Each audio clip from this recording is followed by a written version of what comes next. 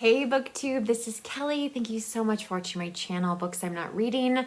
I know I am really late to the mid-year book freakout tag, but I thought, what the heck, why not? And in part, I have today off. I am home because it is parade day and that is considered a holiday, a newly considered holiday.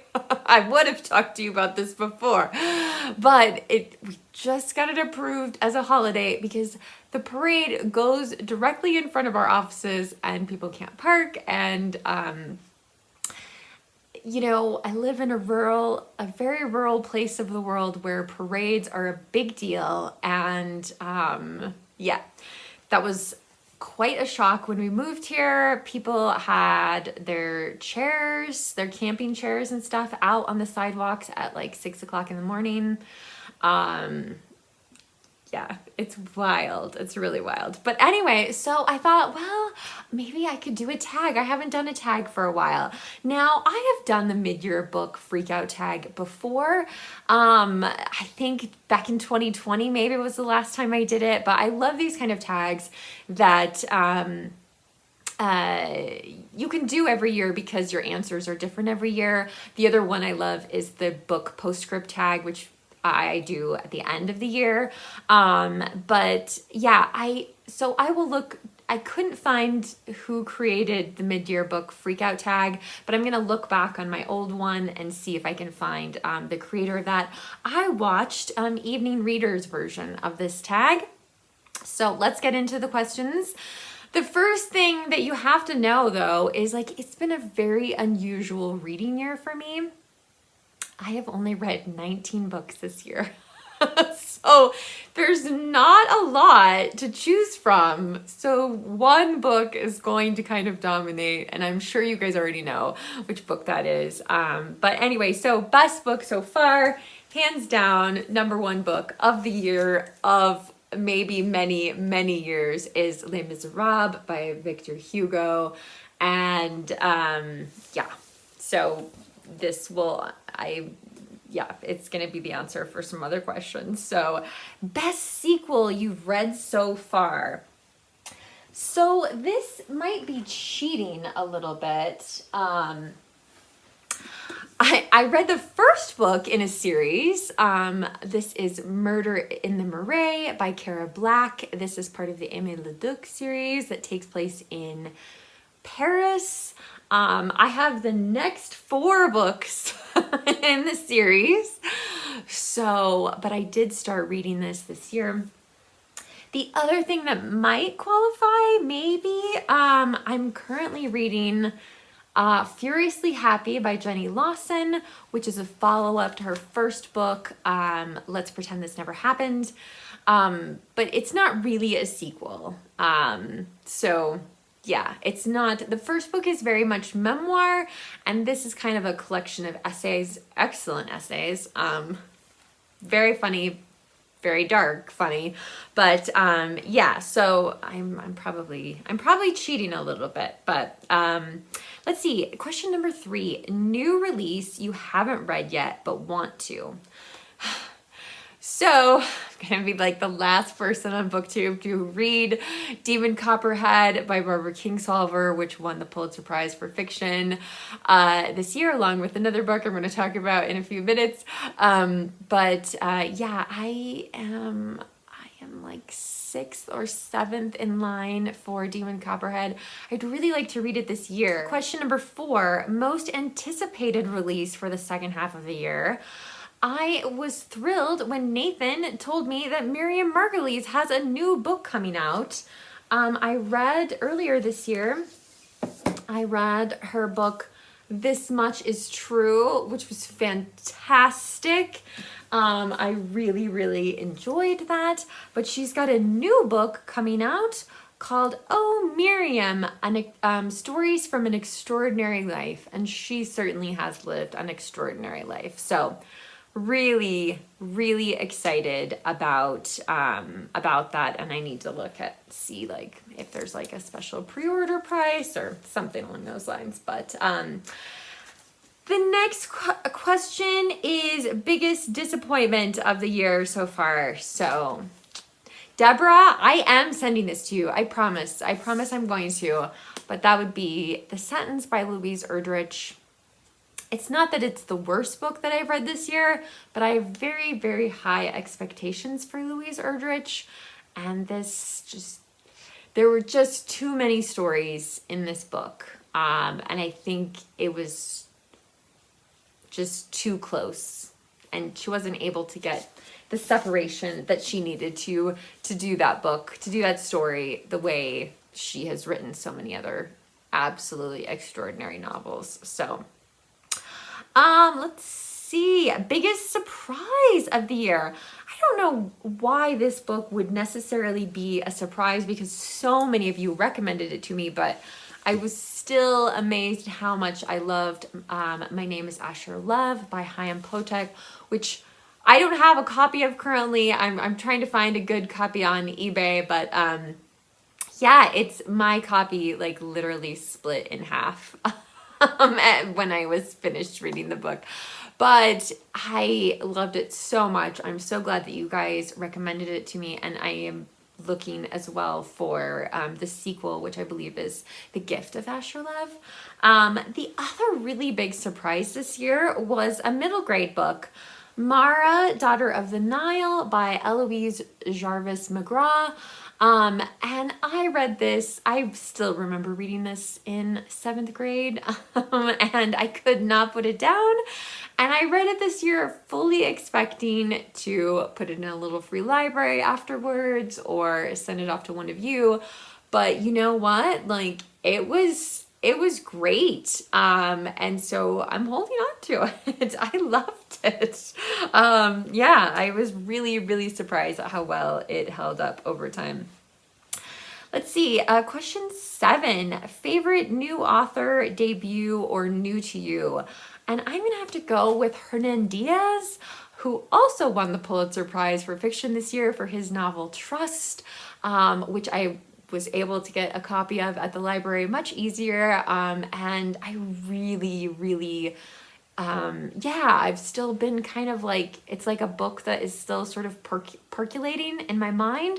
And one of you also recommended another one of his books called In the Distance, so I'm definitely on the lookout for that. But yeah, so I'm very excited to find an author that I haven't read before, and see what some of his other works are. Question 8, newest fictional crush, blah blah blah. Newest favorite character. Sorry, time to hold up the book again. So Jean Valjean in Les Miserables is such a wonderful man, and Victor Hugo did such a great job of writing a character who is so incredibly good, but still like not perfect. But you just love him. I just loved him so much just as a human being. You know, there are times where he has these thoughts that, you know, he gets a bit jealous sometimes. But there are thoughts in his mind, but he doesn't act on them. And I think when you're writing like a really good character, sometimes they can come off as two-dimensional. Maybe they are, oh my gosh, I don't know. They just don't seem real. But Jean Valjean is a very, very real character. And again, he's just so good, such a good person. So loved him. Let's see. A book that made you cry, the saddest book you have read, and book that made you happy. I feel like another book might have made me tear up this year, but now I can't remember, so that's kind of making me a little bit suspicious of that. But this book, I was at the end of it, like Jason walked into the room I was reading in, and he was like, how's it going? And I was like, go.